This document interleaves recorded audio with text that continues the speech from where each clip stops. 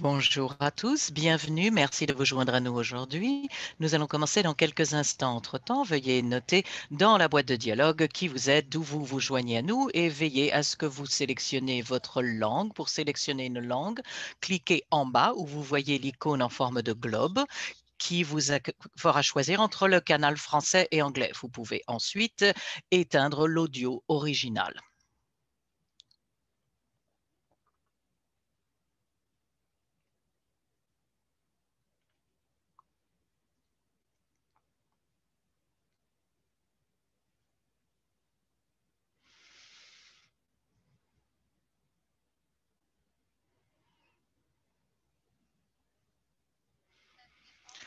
Nous avons également partagé avec vous quelques mini-sondages.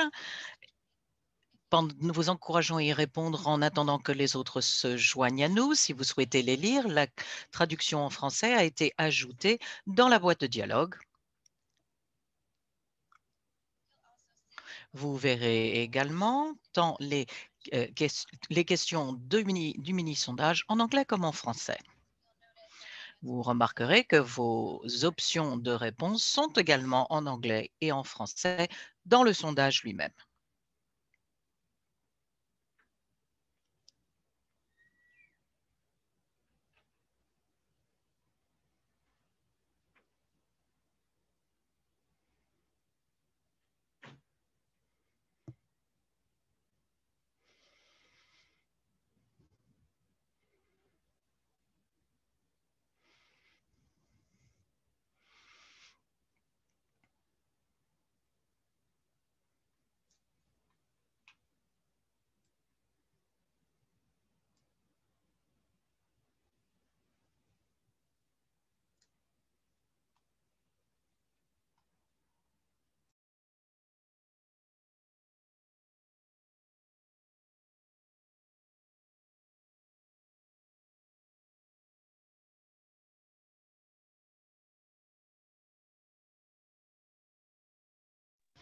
Si vous vous joignez à nous juste maintenant, bienvenue. Nous allons commencer dans quelques instants. En attendant, indiquez dans la boîte de dialogue qui vous êtes et d'où vous vous joignez à nous. Veuillez également choisir votre langue d'écoute. Cliquez en bas de l'écran là où il y a l'icône en forme de globe et cela vous permettra d'opter entre le canal anglais et le canal français. À ce moment-là, vous pourrez couper le canal audio original. Nous avons également partagé avec vous quelques mini-sondages. Nous vous encourageons à y répondre en attendant que tout le monde arrive. Si vous souhaitez lire ces questions en français, leur traduction en français a été ajoutée à la boîte de dialogue. Les questions figurent à l'écran en anglais et en français et comme vous le verrez, les options de réponse dans le sondage lui-même sont en anglais comme en français.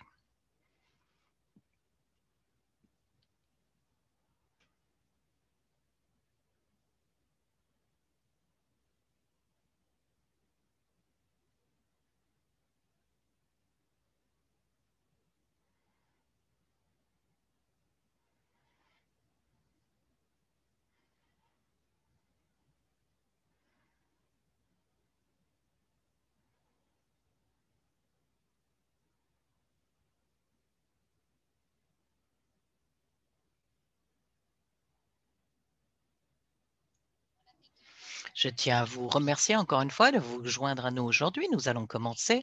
Je m'appelle Brittany Gott, je suis chargée de programme du projet Knowledge Success du programme du Centre de communication de Johns Hopkins et je vais assurer la modération du débat aujourd'hui. Knowledge Success est particulièrement heureux de travailler avec FP 2020 sur cette série de webinaires.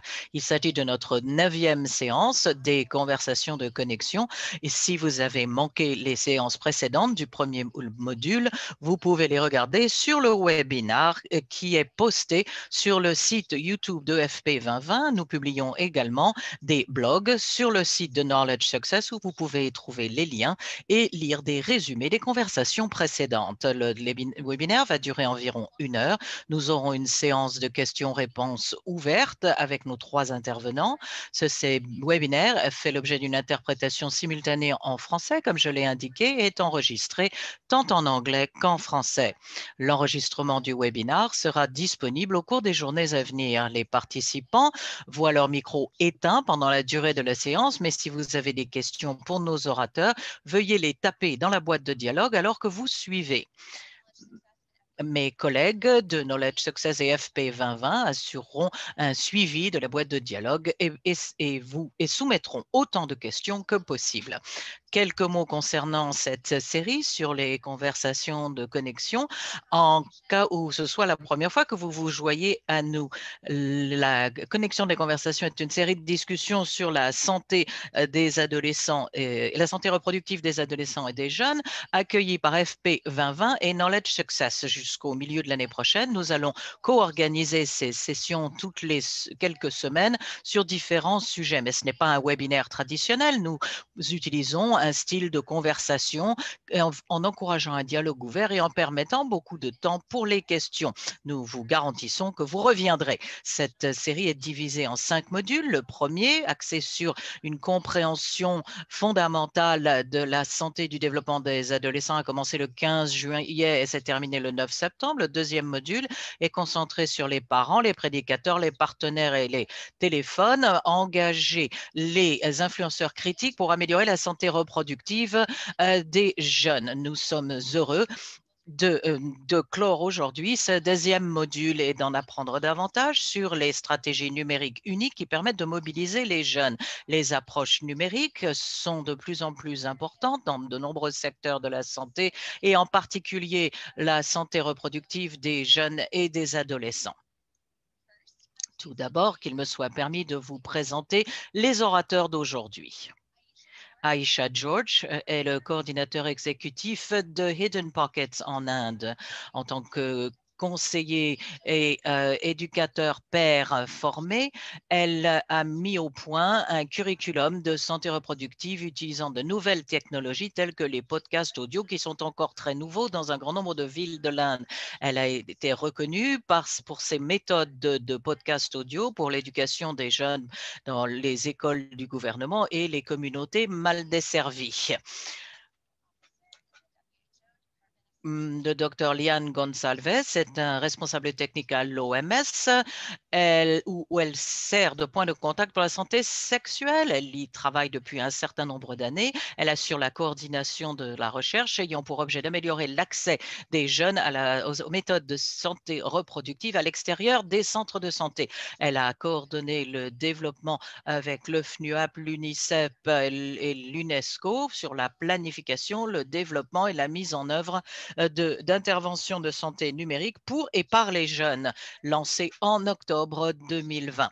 Elle a reçu son MSPH de l'Université Johns Hopkins, faculté de médecine John Bloomberg, et a également un diplôme de l'Université de Bâle en Suisse. Alou Azagé est le chargé pays pour Love Matters Naija. Elle dispose de 15 années d'expérience professionnelle de journalisme de télé-radiodiffusion et de communication médiatique en faveur du changement, y compris des reportages médiatiques sur la santé avec un accent placé en particulier sur la santé reproductive. Elle travaille à l'heure actuelle pour Love Matters Naija en vue de créer un monde où les jeunes ont des relations sans danger et saines. En tant que travailleur du développement médiatique numérique, elle a appris la puissance de l'engagement et de la narration pour le changement social. Nous allons d'abord vous demander de répondre aux questions du mini-sondage et voilà les réponses. La première question. 2,2 milliards ou 2 tiers des enfants et des jeunes à l'échelle mondiale n'ont pas accès à l'Internet chez eux. C'est vrai et la majorité d'entre vous ont répondu correctement à cette question, 85%.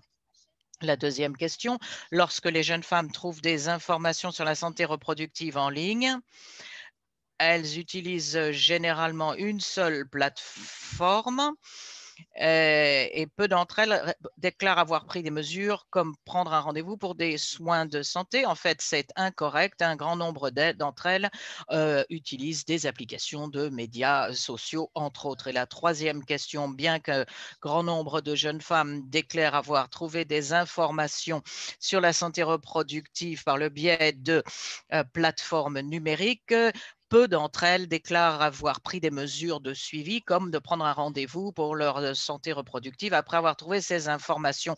La grande majorité d'entre vous a raison, c'est vrai, 92%. Il n'est pas fréquent que quelqu'un prenne des mesures immédiatement après avoir trouvé ces informations en ligne, ce qui montre la différence entre l'amélioration des connaissances et la prise de mesures concrètes. J'aimerais maintenant passer à quelques questions pour nos orateurs. J'ai une question en deux parties. D'abord, quelles sont les stratégies numériques que vous avez utilisées pour mobiliser les jeunes? Et deuxièmement, pourquoi pensez-vous que les stratégies numériques ou plateformes numériques sont une approche particulièrement utile et positive pour mobiliser les jeunes et les adolescents? Je vais demander à Aïcha de commencer, si vous le voulez bien.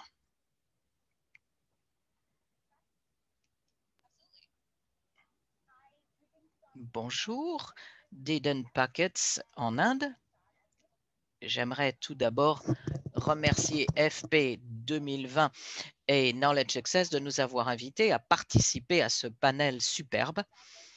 Le sujet est absolument crucial. Je suis tellement heureuse d'être ici pour parler au nom des adolescents. Je ne suis plus une adolescente, mais je suis toujours très enthousiaste à l'idée de faire partie de ces programmes. Avant de dire quelques mots, permettez-moi de vous replacer le contexte de mon pays, l'Inde, d'où je viens. En Inde, à l'heure actuelle, environ 700 millions de personnes ont accès à l'Internet et sont des utilisateurs actifs de l'Internet. D'ici 2025, il y en aura 900 qui pourront s'en servir. En Inde, 30% de la population est composée de jeunes, 15 à 24 ans. C'est donc 30%. Une étude réalisée par Internet and Mobile Association de l'Inde a dit qu'à partir de 10 ans en Inde, un jeune commence à naviguer sur un système, que ce soit le téléphone de leurs parents, l'ordinateur de quelqu'un, et commence à avoir accès aux informations. En Inde, toutes ces plateformes médiatiques et sociales une limite d'âge à partir duquel vous pouvez vous brancher. Mais lorsqu'il s'agit de la santé sexuelle et reproductive, nous avons un système et une loi qui dit qu'on ne peut pas exposer je ne veux pas dire les enfants, mais les jeunes de moins de 18 ans à tout contenu concernant la santé sexuelle et reproductive. Donc, on ne peut pas leur parler ouvertement de questions sexuelles, de l'utilisation des préservatifs ou autres. Il faut donc être très attentif. Donc, si vous avez moins de 18 ans, vous n'êtes pas censé regarder Pong. Donc, cette plateforme exige que vous ayez plus de 18 ans pour y accéder aux informations sur la santé sexuelle et reproductive. Nous pouvons tous avoir accès aux médias sociaux sans difficulté. Nous créons de faux comptes, ce qui fait que les jeunes, peut-être 11 ou 12 ans, et ont créé de faux comptes parce que vous en êtes à un stade exploratoire de votre existence, vous avez les nouveaux gadgets, vous essayez de vous en servir et d'étudier tout cela. Et vous sentez cet enthousiasme, en particulier quand vous arrivez à voir quelque chose que vous n'êtes pas censé voir, ce qui les encourage à aller à l'encontre de ce que la loi, les parents leur disent. Nous avons donc beaucoup de faux comptes qui flottent sur ces plateformes, des jeunes qui ne sont pas vraiment censés être là, mais qui y sont. Donc, ce contexte est très important. Nous le savons, et donc, Facebook, Instagram, Snapchat, Twitter, WhatsApp, il y a énormément d'informations qui y flottent et nous savons que la plupart des populations jeunes sont connectées et cherchent pas forcément des informations précises, mais elles absorbent tout un tas d'éléments. Il est donc important pour des organisations comme le collectif Hidden Pocket d'être là pour aider les jeunes afin qu'ils puissent filtrer l'information. On peut utiliser les podcasts audio. Il y a 2 ans, nous avons créé des podcasts qui peuvent être mis sur l'Internet, qui peuvent être téléchargés. Il y avait aussi des fichiers audio. Il y avait des personnes qui ont accès à l'Internet et d'autres personnes qui n'ont pas accès à l'Internet. Donc, nous avons créé les 2 formes pour avoir ces podcasts. Avec cela, nous pouvons partager les informations sur la santé reproductive et sexuelle avec les jeunes. En Inde, en hindi, on dit shala. Cela veut dire l'école. On dit que ces informations sont tellement personnelles et cette éducation est personnelle, vous pouvez les garder dans la poche. Et nous avons les récits. Il y a deux enfants qui parlent ou deux personnes qui parlent à l'école, qui parlent des relations, qui parlent des relations sexuelles, par exemple. Ce sont des choses que les jeunes veulent discuter. Alors, nous avons ces fichiers audio. Il y a sur l'Internet un logiciel qui s'appelle SoundCloud et nous avons mis des fichiers audio là, sur SoundCloud. Nous essayons de travailler avec des plateformes différentes. Nous avons aussi Ganap.com, Salva.com.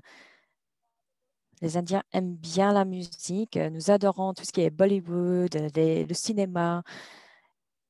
Alors, nous essayons de travailler avec les plateformes différentes pour mettre les informations sur leur plateforme. Donc, quand les jeunes veulent chercher de la musique ou du cinéma sur ces plateformes, ils peuvent aussi trouver des informations. Pour les personnes qui n'ont pas accès à l'Internet, par exemple, ou des personnes qui peuvent avoir accès à l'Internet, mais c'est une connexion de mauvaise qualité. Il faut être sûr que ces documents ou ces fichiers audio peuvent peuvent voyager pour être partagés avec d'autres personnes.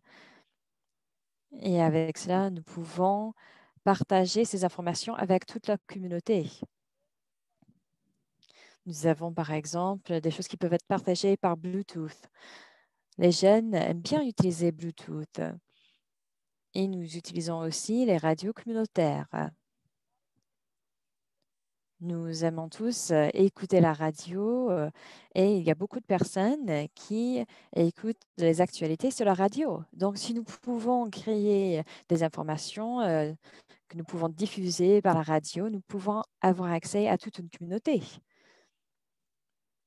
Nous avons des podcasts et avec ces podcasts, nous avons accès à plus de jeunes. Ce serait mauvais d'avoir une plateforme où nous sommes en train de présenter des informations, nous sommes en train de parler, mais personne n'écoute. Il faut, par exemple, avoir un compte sur TikTok. Il faut avoir un TikTok. Je sais que ça peut être difficile, mais il y a beaucoup de jeunes qui ont des comptes sur TikTok. Donc, il faut créer du contenu sur TikTok et nous pouvons partager les informations sur TikTok ou même Instagram. Il y a des influenceurs. Les influenceurs sont des nouveaux enseignants. Les jeunes croient vraiment ce que disent des influenceurs. On parle des produits cosmétiques, du maquillage, d'un style de vie, et les jeunes y croient. Les jeunes sont débordés par toutes les informations qui sont sur Internet. Ça peut être difficile de trouver le logique, de voir ce qui est bien, ce qui est mal. Nous travaillons avec d'autres influenceurs pour aider les jeunes à avoir accès aux bonnes informations sur la santé sexuelle et reproductive. Merci beaucoup, Aïcha. Merci d'avoir lancé la discussion. Je vois Alu, vous voulez parler? Oui, merci. Je suis d'accord avec Aïcha. Au Nigeria, c'est comme en Inde.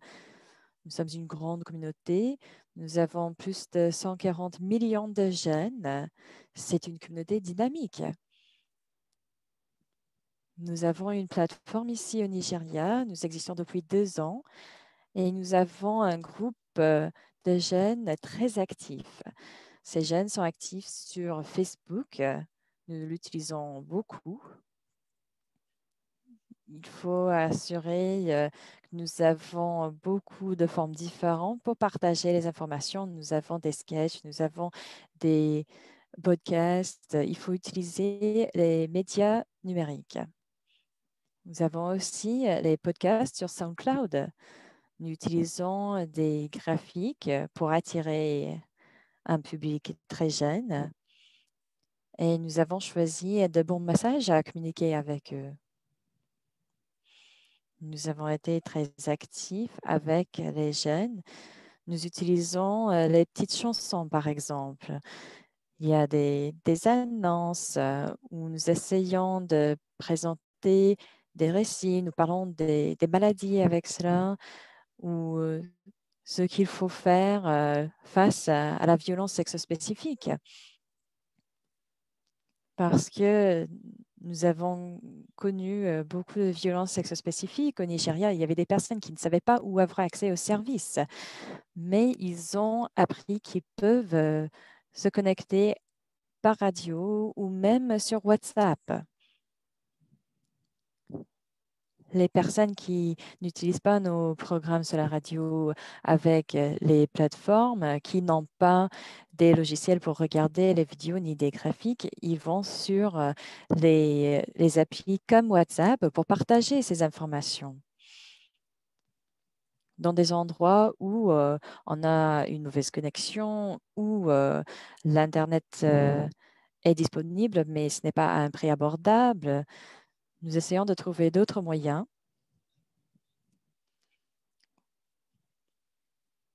Un autre moyen pour attirer plus de personnes, nous avons des quiz ou des jeux. Et ils peuvent participer aux jeux, ils peuvent participer aux quiz et ils peuvent gagner des crédits parce que nous avons trouvé que c'est très populaire parmi les jeunes, surtout dans notre région.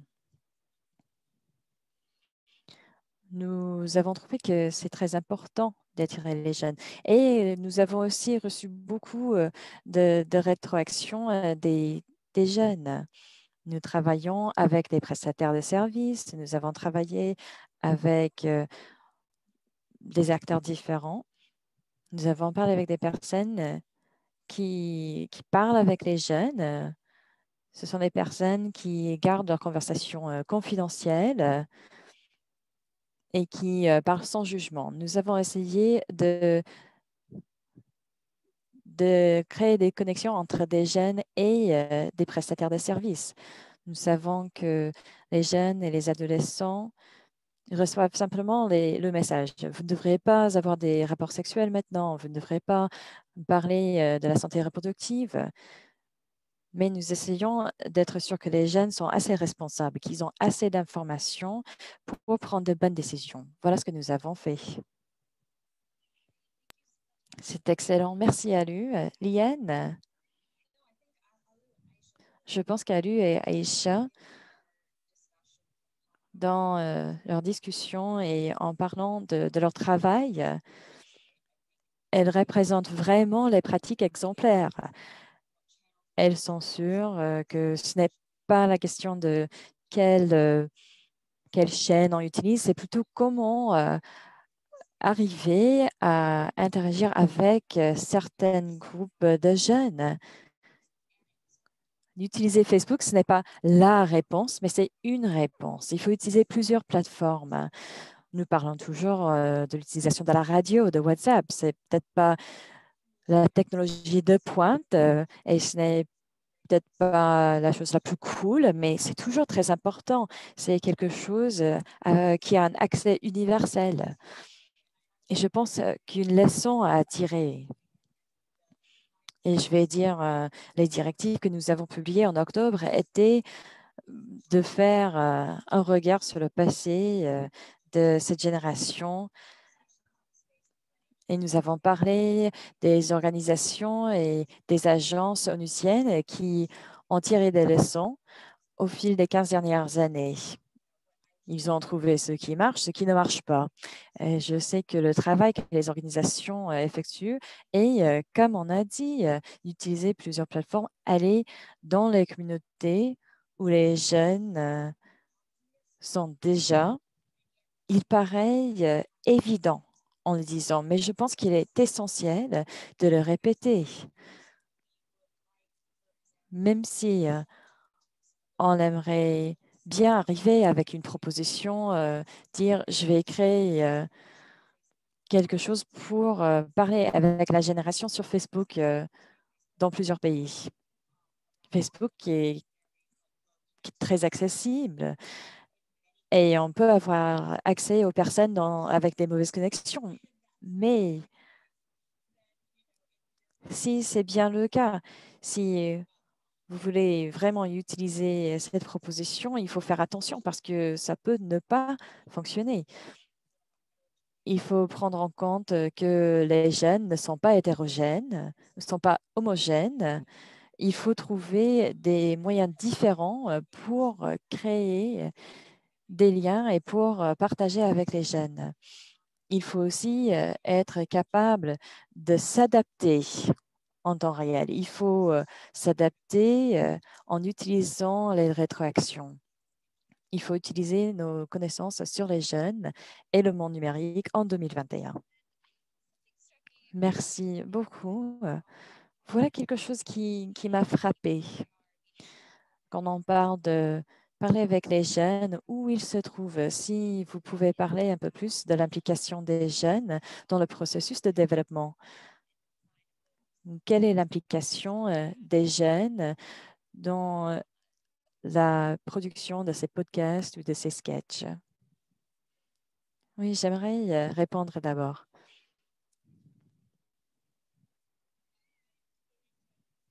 Au Nigeria, nous utilisons la narration. Nous savons que les jeunes ont beaucoup d'histoires personnelles. Nous pouvons partager les pratiques exemplaires, les bonnes pratiques qu'on peut utiliser pour soi-même. Nous choisissons un sujet, la violence sexe-spécifique. Donc, nous demandons qui a une expérience avec la violence sexe-spécifique et il y a beaucoup de jeunes qui répondent. Nous essayons de raconter ces histoires. Nous essayons de créer des sketchs avec ces réponses. Quelque chose qui crée plus de contenu pour ces communautés est le suivant. Les jeunes aiment bien qu'on partage leurs histoires. On n'est pas là en train de partager leur histoire avec un autre ton, avec une langue différente, mais c'est eux qui partagent leurs propres histoires. Pour les services et pour les services de conseil, ils arrivent et ils disent, voilà, quelqu'un nous écoute. Parce que jusque-là, quelqu'un leur a toujours dit ce qu'il faut faire. Ils veulent tout simplement qu'on comprenne leurs expériences, qu'ils peuvent prendre des décisions pour eux-mêmes, qu'ils peuvent exister dans leur propre monde. Alors, il faut les comprendre. Il faut leur donner ce droit qui est un droit humain. Donc, nos plateformes sont tous motivées, sont tous utilisées par les usagers. En parlant des contraceptifs, par exemple, nous créons du contenu sur les contraceptifs pour continuer à attirer les jeunes. Nous utilisons les images, nous utilisons des sketchs, des drames. Nous essayons d'utiliser des formes qui vont plaire aux jeunes. Je pense, désolée, je parle beaucoup des maladies maintenant de chlamydie parce que nous avons créé une vidéo hier. Mais nous parlons des autres questions. Nous avons quelques personnes qui n'ont pas compris tous les détails des interventions, par exemple. Mais notre objectif est de donner aux jeunes les informations pour prendre les bonnes décisions. Mais nous aimerions aussi partager leurs expériences et pour vraiment présenter la réalité sur le terrain.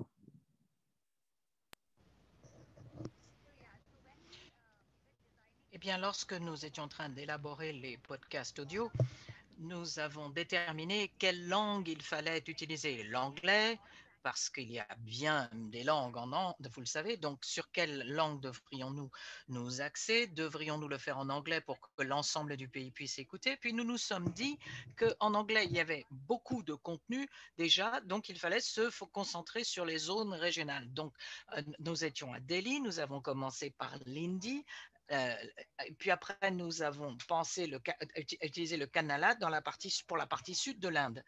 Et puis, lorsque l'on pense aux différentes questions, l'équipe s'est dit qu'il ne fallait pas décider des thèmes. Il fallait demander aux jeunes travaillant avec nous de déterminer quels étaient les thèmes sur lesquels ils voulaient parler. Quel est l'intérêt de dire j'ai 27 ans, donc moi, je veux leur parler de la menstruation? Non, il y a peut-être quelque chose d'autre qui les intéresse. Donc, nous avons posé la question aux étudiants et dans les différentes communautés. Ça nous a permis d'organiser différentes sessions. Ils ont pu parler, par exemple, de ce qui se passait dans les écoles. Donc, nous n'avions pas de l'hygiène comme une question, par exemple, mais beaucoup de narrations d'adolescents qui certains nous mais pourquoi est-ce que vous ne parlez pas de telle ou telle chose? Parce que vous parlez d'hygiène, mais mon école n'a pas l'eau courante. Qu'est-ce que je suis censé faire? Cela s'est passé dans d'autres communautés.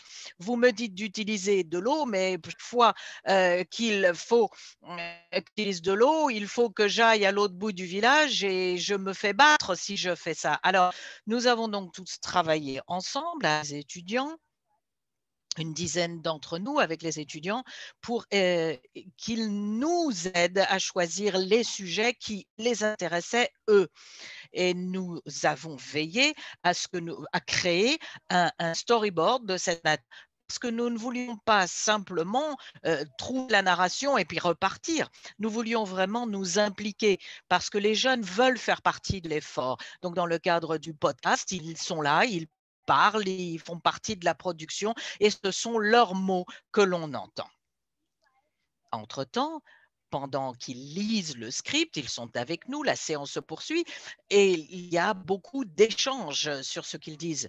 Les garçons parlant sur le script sont aussi en train de comprendre qu'il s'agit de la menstruation et des mythes qui y sont liés. Et puis d'un seul coup, ils se disent, tiens, je ne savais pas que ça fonctionnait comme ça. Puis ils me posent la question. Il me disait, mais je croyais que c'était du sang impur. Je disais, mais non, c'est du sang impur. Nous avons une discussion. Nous avons créé les podcasts sur la base d'un script avec les jeunes parce que nous voulions qu'ils fassent vraiment partie de l'effort. Merci, Liane. Écoutez, je ne crois pas que ce soit une question propre à la modalité numérique. C'est une question de l'engagement empreint de sens qui transcende l'adolescence, la santé adolescente, peu importe comment vous arrivez à impliquer les jeunes, le numérique est très utile, certes, mais si on consultait les jeunes de par le passé, on les faisait venir dans une pièce, on leur posait des questions, puis on leur disait merci, au revoir, hein, et à plus tard. Et puis 6 mois plus tard, quelque chose leur tomberait sur la tête et ils secoueraient la tête en disant mais enfin pourquoi est-ce qu'on n'a pas été impliqué davantage? Je sais ce que disent nos directives, il faut planifier, il faut concevoir et il faut mettre en œuvre les interventions avec des rôles importants pour les jeunes à toutes les étapes, des rôles importants au niveau de la planification qui se sert de quoi? quelles sont les catégories de contenu qui sont souhaitables, ceux qui ne le sont pas. On élabore ceci au niveau de la phase de conception, le gros avantage du numérique qui permet d'impliquer tant de personnes au niveau du développement du contenu. J'ai regardé avant cette conversation aux principaux profils TikTok en ligne. 6 des 10 profils TikTok en ligne sont gérés par des gens qui ont moins de 24 ans. Donc, nous sommes dans un environnement où ceux qui s'y connaissent le mieux dans certains sujets de manière objective, ce sont des jeunes. Alors, ça et le fait que l'on doit organiser, mettre à disposition le contenu sur les plateformes numériques, c'est suffisamment intuitif pour que les jeunes puissent devenir des chefs de file et en 2 minutes créer un contenu nettement plus efficace que ce que nous pourrions tous ensemble créer en une dizaine de jours. Nous n'arrivons plus en groupe à dire ah oui, mais alors on ne peut pas, peut-être on ne devrait pas. Non, les jeunes interviennent et c'est la même chose au niveau de la mise en œuvre et du suivi. Il y a 2 choses que j'aimerais souligner lorsque l'on parle de l'implication des jeunes. Nous ne voulons pas nous apercevoir que nous ne faisons pas quelque chose correctement ou qu'il fallait faire ce que fait Hidden Pocket ou autre. Non, on peut le faire, mais il faut bien comprendre que l'engagement des jeunes veut aussi dire qu'il faut les rémunérer, le cas échéant. Donc, si vous faites venir, vous mobilisez des jeunes, nous avons passé le cap, je crois, d'accepter qu'il est juste de les rémunérer. Pas simplement leur donner un bon déjeuner en leur disant merci d'avoir fait mon travail pour moi. Non, il faut les rémunérer correctement, de manière équitable.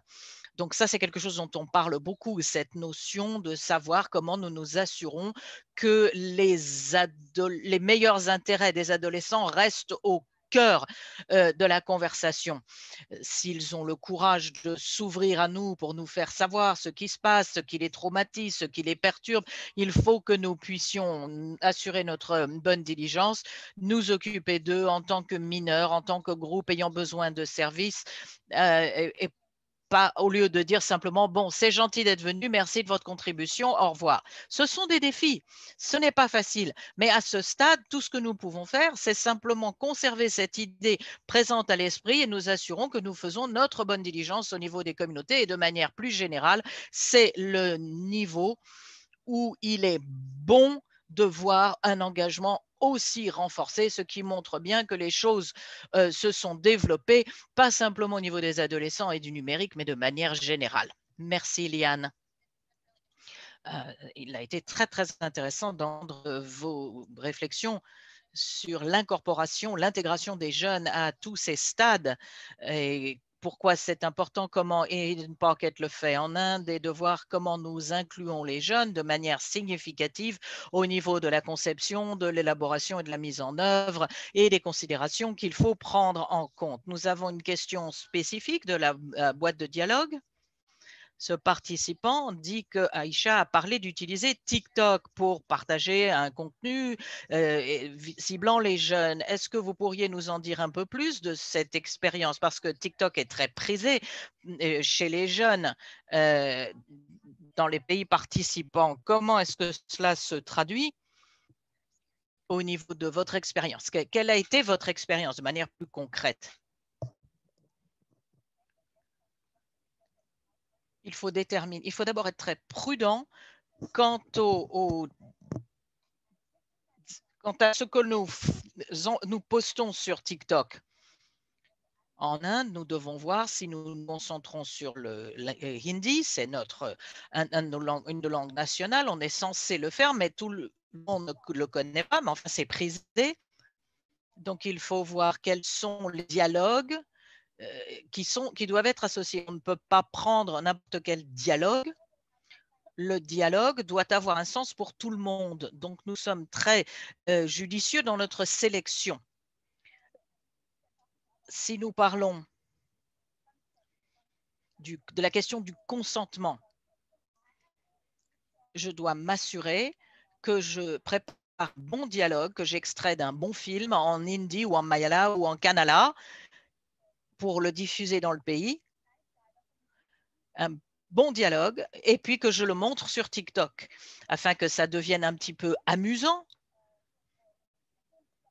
Parce que la santé reproductive et sexuelle, c'est une question un peu intense. Donc, si l'on peut essayer de l'alléger un petit peu, au lieu que la réaction, ce sera « Oh là là, je dois écouter ça », ça va plutôt les amuser, les distraire.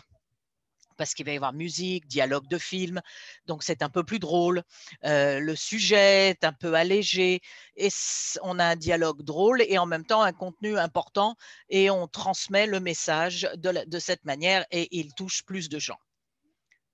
Nous avons utilisé les memes, ça marche très bien aussi. Les gens qui regardent TikTok s'engagent parce qu'ils écoutent le message grâce à toutes ces options. Il faut être très créatif. Il faut aussi être attention aux chansons faire attention aux chansons qu'on sélectionne. Certaines chansons ne peuvent être perçues comme cherchant à manipuler les gens. Donc, il faut faire attention dans la sélection du dialogue, de la musique, des chansons. J'aimerais ajouter que pour moi, TikTok est un excellent exemple. Si l'on veut impliquer les jeunes vraiment de manière concrète en les rémunérant, c'est une manière brillante de le faire. Absolument. Pourquoi? D'une part, franchement, personne n'a envie de voir quelqu'un qui a plus de 29 ou 30 ans sur TikTok. Ça fait curieux. Ça ne m'empêche pas de regarder TikTok, mais enfin, bon, c'est bon à savoir.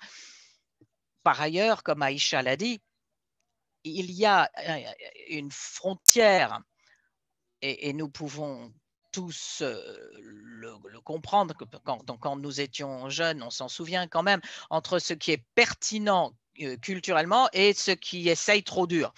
Donc, regardez, Hidden Pockets a une philosophie et doit comprendre ce qui se passe pour les jeunes dans leur communauté, mais plus vous vous en éloignez, plus il y a de chances que vous tombiez du mauvais côté de la frontière.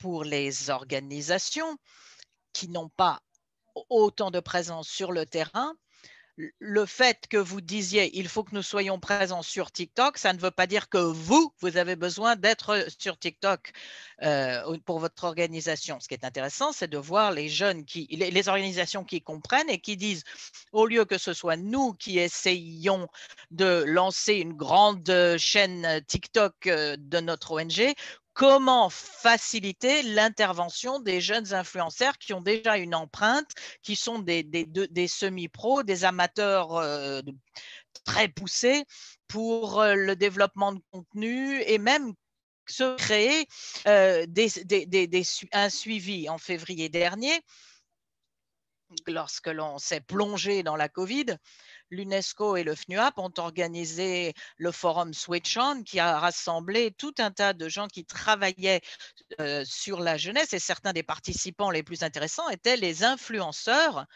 qui, étant donné tout ce qu'ils ont pu apporter, vous entendez parler de ceux qui les suivent, 50 000 qui les suivent au Cambodge, et vous êtes là du point de vue d'une ONG, vous vous dites j'aimerais, c'est un rêve que d'arriver à toucher autant de ces gens. Donc, si vous êtes dans la position où vous envisagez cela, ce qu'il faut faire, c'est atteindre ces influenceurs, les mobiliser et de voir si nous avons vraiment besoin d'avoir quelque chose ou si nous devons être là pour fournir un contenu validé, éliminer les mythes, comment faciliter le travail des jeunes qui travaillent déjà dans cet espace. Je crois que c'est cela que nous devons faire. Il faut mettre à part notre propre ego et plonger de cette manière. Merci de cette observation, très intéressant, surtout avec une plateforme comme TikTok. Je ne suis pas cool du tout, je suis trop vieille pour TikTok, mais je crois comprendre que vous avez un délai très, très, très court pour capter l'attention, quelques secondes pour pousser un contenu. Donc, il faut être conscient de l'importance de ce contenu, de ce que vous utilisez, mais en même temps, dans la mesure où il faut comprendre que vous n'êtes pas forcément la meilleure personne pour transmettre le message et qu'il y a peut-être une autre organisation de jeunes qui est déjà sur la plateforme et qui pourrait avoir plus d'influence que vous. Donc, je crois que ce sont là deux considérations très, très importantes pour TikTok. Liane, vous avez parlé de ce plongeon dans la pandémie. de Covid-19, ce qui affecte également la question des participants. Qu'apprenons-nous des plateformes numériques pour toucher les jeunes pendant la pandémie de Covid-19? Quelles sont les opportunités que nous avons de lier les plateformes numériques avec les soins personnels? Par exemple, comment utiliser correctement les préservatifs? Lorsque l'on parle aux liens qui sont établis entre les jeunes femmes en particulier, les soins personnels et autres pendant la pandémie.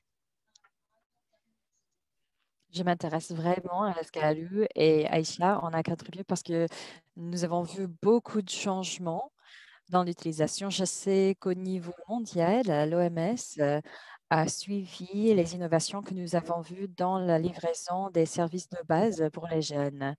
Je pense que nous allons publier ces liens après tout cela.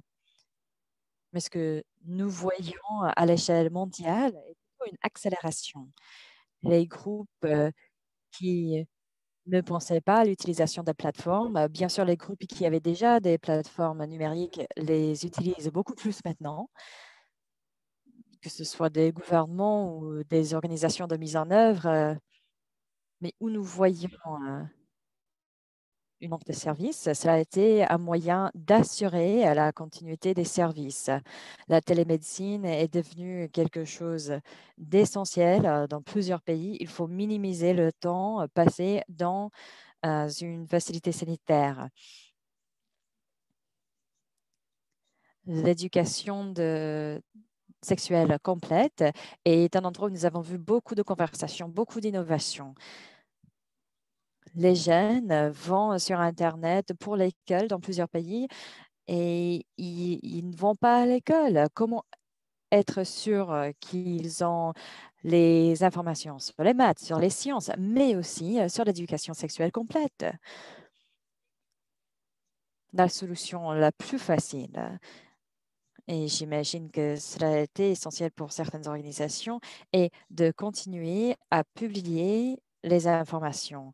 Nous avons vu une augmentation de l'utilisation des médias numériques, mais il faut aussi penser à comment lier les personnes aux services et comment augmenter l'accès aux informations, comment faire des services de conseil sur Internet ou par portable, juste pour être sûr que quelqu'un a reçu leur service dont elle a besoin.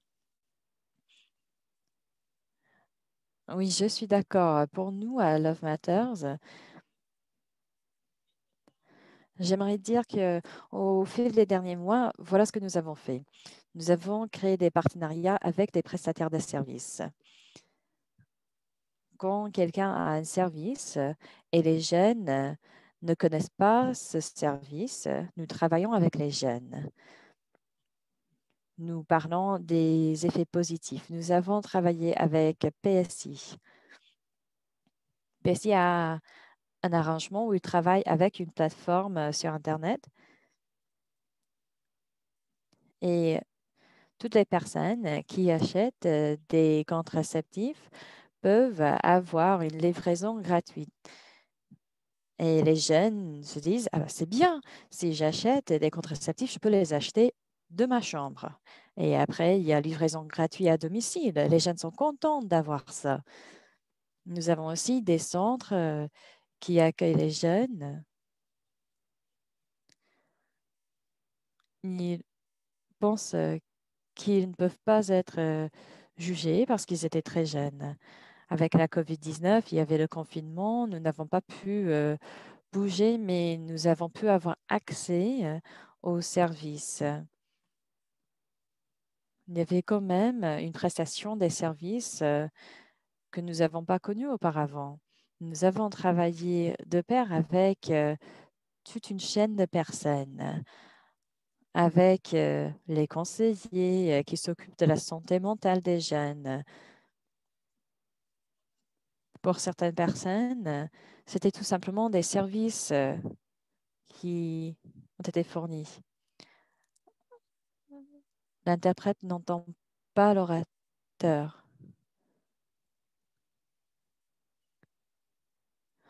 Nous avons créé un partenariat et il fallait accueillir toutes les parties prenantes. Il fallait aller aux endroits où les jeunes étaient déjà. Cela a vraiment réussi. Il fallait aussi aller sur Facebook pour essayer de partager les informations comme l'utilisation des préservatifs. Nous avons développé un partenariat avec les médecins. Et ce sont les médecins qui ont appris aux jeunes comment utiliser les préservatifs.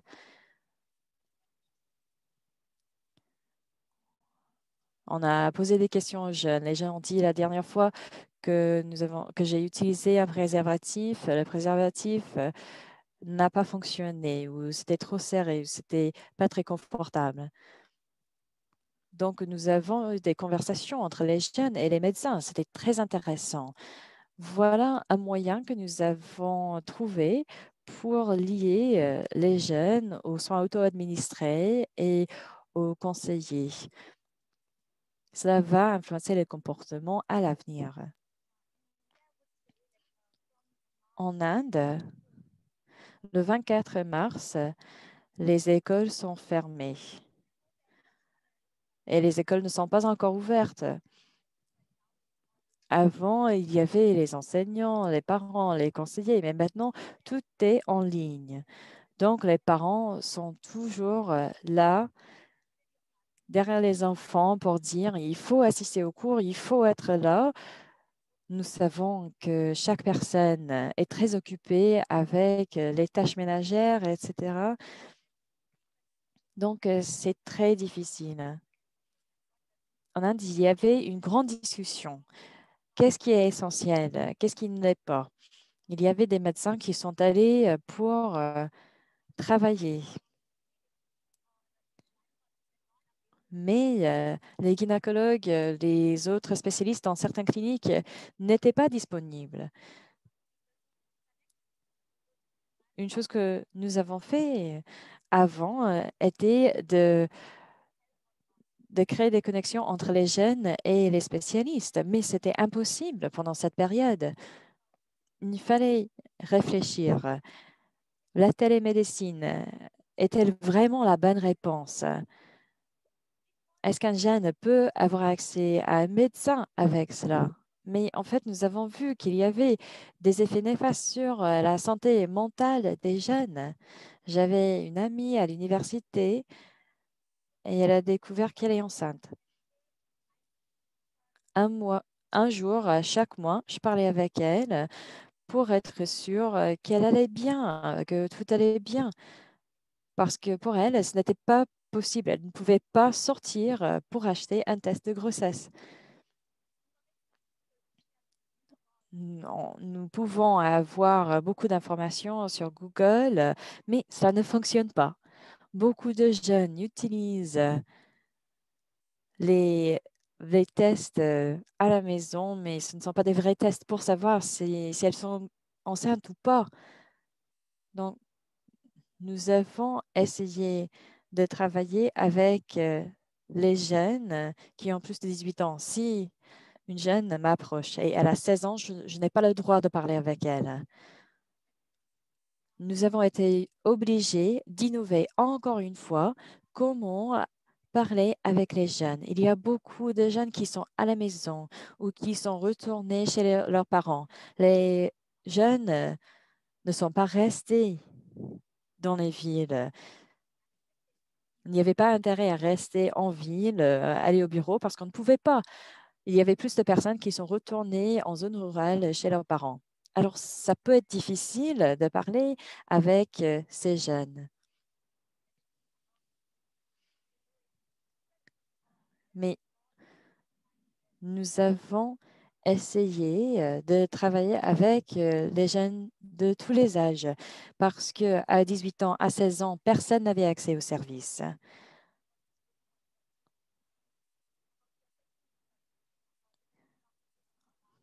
On a dit qu'en fait, on n'avait pas le temps de parler de la santé reproductive et sexuelle parce que ce n'était pas une priorité.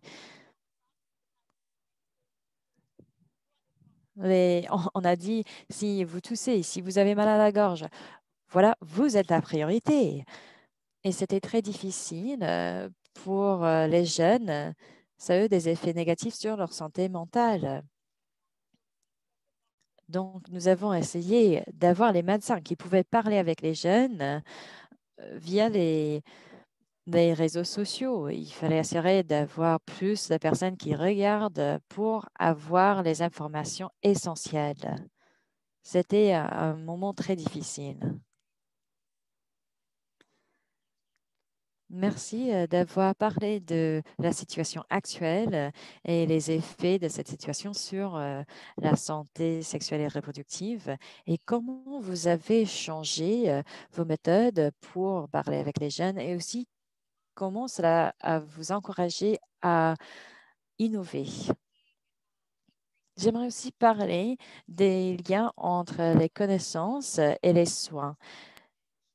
Quels éléments sont essentiels pour lier ces connaissances avec les soins reproductifs? Je peux commencer. Il faut continuer à garder à l'esprit ce que on peut faire et ce que non, on ne peut pas faire. Plus tôt pendant cette discussion, nous avons parlé du fait que oui, les médias numériques sont une solution, mais nous avons parlé de ce que nous pouvons faire. On peut proposer, bon, nous pouvons utiliser des SMS et après, il y aura une chute du taux des grossesses parmi les jeunes. Mais cela ne fonctionne pas comme ça. Ce n'est pas si facile. Il faut utiliser plusieurs moyens pour parler avec les jeunes, avec la radio, les réseaux sociaux, avec Facebook. Nous savons qu'il y a beaucoup de facteurs. Nous sommes sur un chemin vers l'échange des connaissances ou tout simplement les messages efficaces. Et quelqu'un qui sort de la maison, qui achète un préservatif, qui va utiliser un préservatif, qui va encourager les autres d'utiliser les préservatifs et de penser que cette personne sait utiliser les préservatifs. Il y a beaucoup d'étapes là. Il faut penser à cette boucle, il faut penser à l'utilisation de plusieurs chaînes, de plusieurs moyens pour parler avec les jeunes. Si nous voulons encourager cette continuité des soins, il faut parler avec tous les partenaires. Si Love Matters dit, voilà, campagne de sensibilisation, voilà les connaissances, vous pouvez en avoir accès. Et après, les jeunes doivent choisir de le faire. Il faut créer des liens entre ces jeunes et les prestataires de services dans la communauté. Et ça, ces personnes doivent être là pour fournir les services sans jugement. L'idée d'utiliser la technologie pour les messages, mais aussi pour créer ces liens avec des prestataires de services et des services qui accueillent les jeunes sont essentiels. Il faut créer ces liens. Il faut penser à l'environnement. Il faut reconnaître si c'est très difficile pour une femme d'avoir un préservatif. Si nous n'y pensons pas, nous allons nous dire plus tard, bon, nous n'avons pas eu les changements que nous avons souhaités.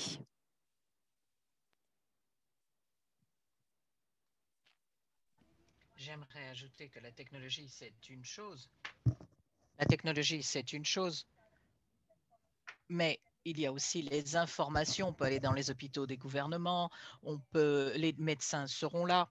Et si les jeunes pensent qu'ils peuvent aller dans ces établissements et qu'ils ne verraient pas de médecin, que les pièces seront fermées, ça va être une catastrophe pour les jeunes perdent leur intérêt et très rapidement. Il y a un enfant de 17 ans, si on lui dit qu'il va à tel endroit et que le médecin va leur fournir les contraceptifs, je perds leur attention aussitôt. Il faut trouver des technologies qui fournissent non seulement de l'information, mais aussi les ressources.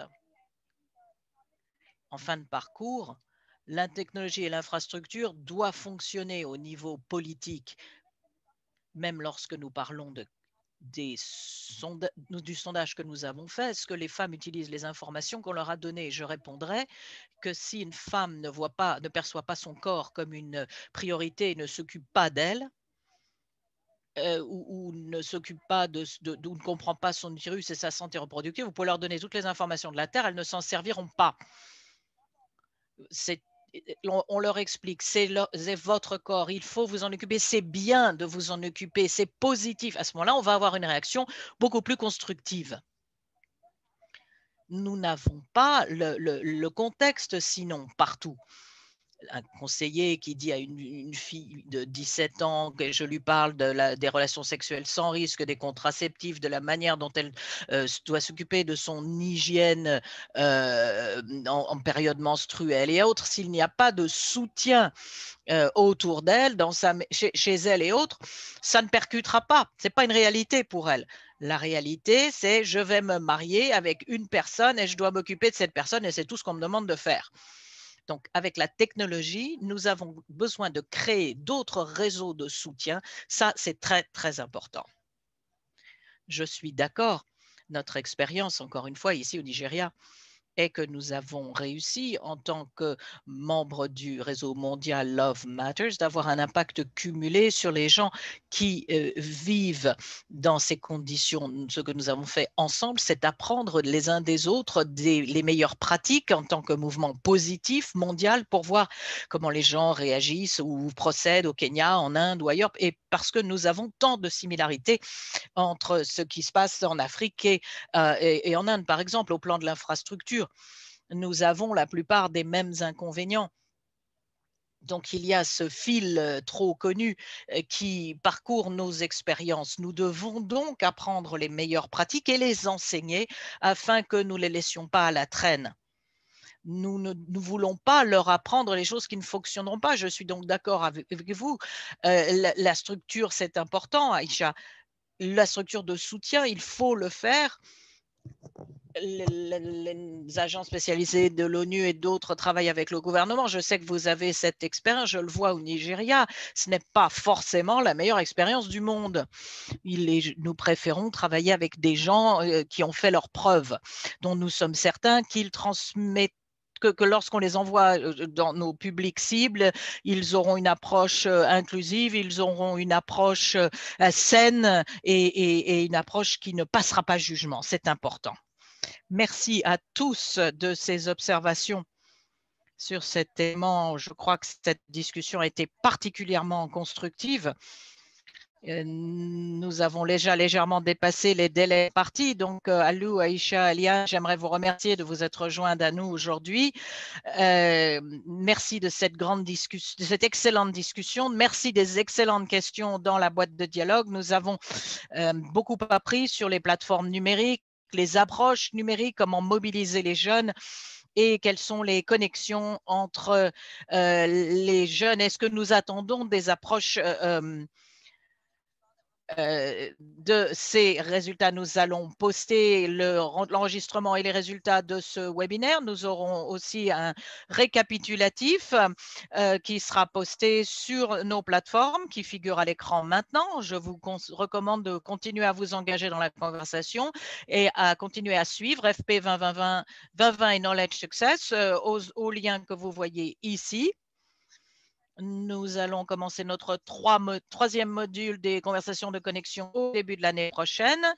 Donc, je vous donne rendez-vous lorsque vous recevrez cette invitation. Ne la manquez pas. Nous vous souhaitons à tous de très heureuses fêtes de fin d'année. Merci d'être avec nous aujourd'hui. Merci à nos orateurs exceptionnels. Nous étions ravis de vous avoir. Merci. Merci de nous avoir invités. Merci infiniment. Et nous vous donnons rendez-vous à la prochaine fois.